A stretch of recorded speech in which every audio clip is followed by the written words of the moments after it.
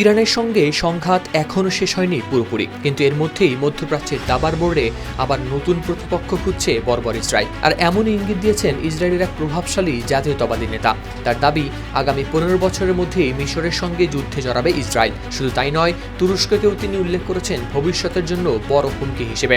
জেরুজালেমে অনুষ্ঠিত Jewish News Syndicate international policy সামিটে এই ভবিষ্যৎবাণী করেন হারুৎ সেন্টারের প্রধান নির্বাহী ও ইসরায়েলের জাতীয়তাবাদী শিবিরের পরিচিত মুখ আমিয়াদ কোহেন। তার মতে, ইরান ও তথাকথিত প্রতিরোধের অক্ষকে দুর্বল করার পর মধ্যপ্রাচ্যে তৈরি হবে নতুন বাস্তবতা।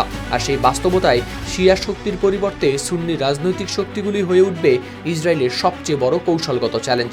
সংবাদ মাধ্যম মিডল ইস্ট মনিটরের প্রতিবেদনে প্রকাশ পেয়েছে এই তথ্য। 15 years from now, Israel will have a war with Egypt. তিব্বত কদুর তেল চুলকে করে শক্ত আর মজবুত, ঠান্ডা মাথায় ভালোবাসার জয়। কোহেনের দাবি, শেষ পর্যন্ত মুসলিম ব্রাদারহুড ফিরে আসবে মিশরের ক্ষমতায়। আর সেই পরিবর্তনই দুই দেশের মধ্যে তৈরি করতে পারে নতুন সংঘাতের পথ। এমনকি শুধু মিশন নয়, তুরস্ককেও তিনি উল্লেখ করেন ভবিষ্যতের বড় হুমকি হিসেবে। তার মতে, আঙ্কারা ধীরে ধীরে আঞ্চলিক প্রভাব বাড়াচ্ছে এবং সেই উত্থানকে ইসরায়েলের গুরুত্বের সঙ্গে দেখা উচিত।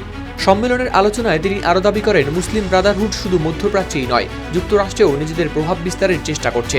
এমনকি নিউ ইয়র্কের সাম্প্রতিক রাজনৈতিক পরিবর্তন নিয়েও বিতর্কিত মন্তব্য করেন তিনি। এর আগে একই ধরনের সতর্কবার্তা দিয়েছিলেন যুক্তরাষ্ট্রের গুপ্তচর বৃত্তির মামলায় দণ্ডপ্রাপ্ত সাবেক ইসরায়েলি গোয়েন্দা সহযোগী জোনাথন পোলার্ডো।